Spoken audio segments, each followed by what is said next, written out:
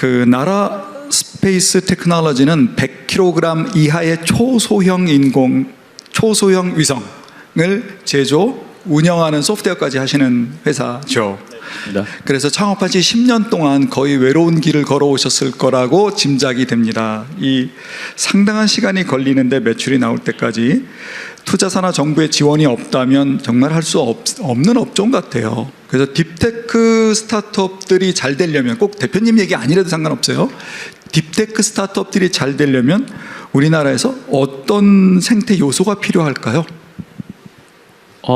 제가 드리고 싶은 말씀이 너무 많은데 뭐 간략히 아니요, 짧게 하셔야 돼요. 짧게 말씀드리도록 하겠습니다.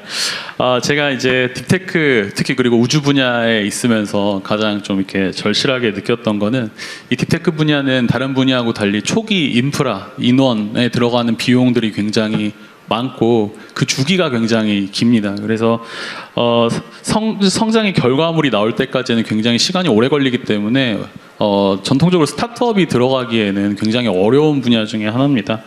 그래서 방산과 같은 딥테크 기업은 이제 어떻게 보면 민간 기업이긴 하지만 어떻게 보면 또 다른 반면으로는 국가 전략 자산 중에 하나라고 생각을 합니다. 그래서 당장 그 가장 큰 고객인 정부의 역할이 굉장히 중요하다라고 생각하고요.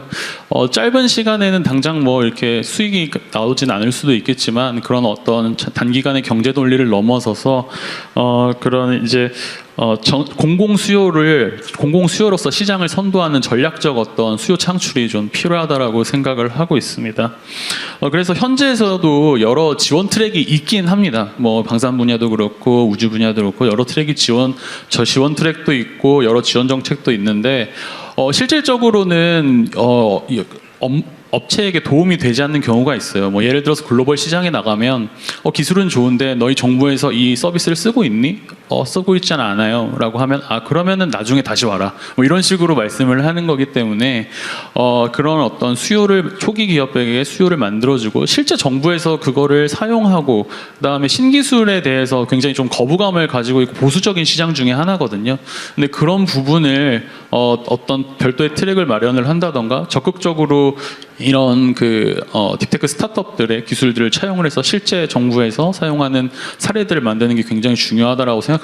뭐 예를 들어서 미 우주군 같은 경우에는 이제 명백하게 이제 민간과 군의 역할을 명시를 하고 있고 이러한 조건을 만족을 하면은 민간의 어떤 기술들을 적극적으로 차용을 하겠다 이렇게 명시를 하고 있고요. 뭐 이렇게 민간에서 기술을 가져가거나 이렇게 되면 이러한 요구 조건이 안 돼서 안 돼 이렇게 가능성을 초기에 차단하는 것보다 컨설팅을 해주면서 이러한 부분을 보완하게 되면은 우리가 더 잘 사용할 수 있다. 그래서 성공적으로 스타트업들과 정부기관들이 안착을 하고 같이 협력을 하는 또 그리고 정부 같은 경우에는 이제 빠르게 변화하는 기술 시장들을 스타트업들로 대응을 하는 그렇게 상부상조하는 결과를 낳을 수 있다고 생각을 합니다.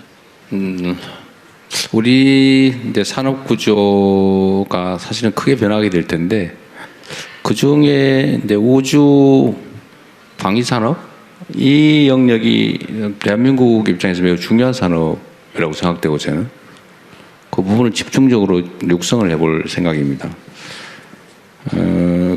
그 중에 저는 대한민국이 처하고 있는 지정학적 위치 그리고 아마 앞으로도 진영대결이 격화될 가능성이 매우 높고 대한민국이 차지하고 있는 지정학적 위치가 매우 불안정해서 방위산업을 대대적으로 우주 방위산업을 대대적으로 키워놓는 게 대한민국 국방력과 국력을 키우는 길이어서 이 부분은 앞으로도 매우 집중하게 될 부분이라는 말씀을 드리면서 용기를 내시기 바랍니다. 그리고 이번에 보면 우크라이나전에서도 이제 보여진 건데 사실은 이제 전통적인 그 전차나 뭐 미사일 이런 게 거의 무용지물이 물론 필요하죠 기본적으로. 그런데 그게 과연 그만큼 돈 들인 만큼 효용을 발휘하냐는 전혀 아니었던 것 같아요. 그 마분지로 만든 드론 폭탄이라든지 그 나무 상자로 만든 뭐 이런 게 상당히 유용하잖아요. 거의 싸게. 근데 그건 결국 기술인데 이런 방산 분야에서는 지금 우리나라도 저번에 제가 방산 관련 일종의 토론회도 한번 했었는데 너무 대기업 중심의 전통 무기 중심으로 좀 편제돼 있어서 그때도 방위산업에 관계된 벤처 스타트업들이 뭐 이런저런 얘기가 상당히 많았어요.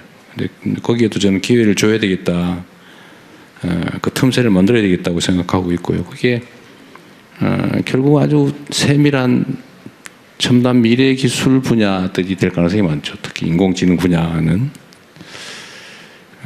어쨌든 그 부분에 대해서는 관심과 지원을 대대적으로 늘릴 생각이라는 말씀을 드리고요. 창업도 좀 많이 해주시면 좋겠습니다. 그리고 정부 구매 문제, 그러니까 사용 실적, 이용 실적 이게 중요한데 이거는 정부 방침으로 지금 여러 차례 제가 정부 각 부처에 지시를 해놨습니다. 저는 기본적으로 그런 생각을 하죠. 예를 들면 정부가 특정 산업 육성을 위해서 뭐 돈을 지원하기도 하고요. 그냥 갖다 쓰는 거죠, 그냥. 근데 정부는 딱 그것만 있어요. 쓰거나 빌려주거나. 중간이 없어요. 중간 정도를 하자. 예를 들면 5천억을 쓸 거냐 아니면 1조 원어치를 사서 5천억 원어치는 버릴 각오를 하느냐. 저는 5천억을 지원하는 것보다는 차라리 1조 원으로 사주고 5천억을 버릴 각오를 하는 것이 낫지 않을까? 맞는 말이죠. 그렇게 하기를 바라죠. 실제로 이제 그렇게 운영을 해볼 생각입니다. 이제 문제는 이제 부정부패가 개입될 여지가 상당히 많고 이제 공무원 조직들의 보수성, 안전하게, 확실하게 이것도 매우 중요한 덕목인데 그게 완전히 훼손되지는 않는 범위 내에서 어쨌든 정부 구매는 혁신 제품, 혁신 서비스에 대해서는 좀 많이 늘릴 생각이니까 기대하셔도 될 것 같습니다. 네, 감사합니다.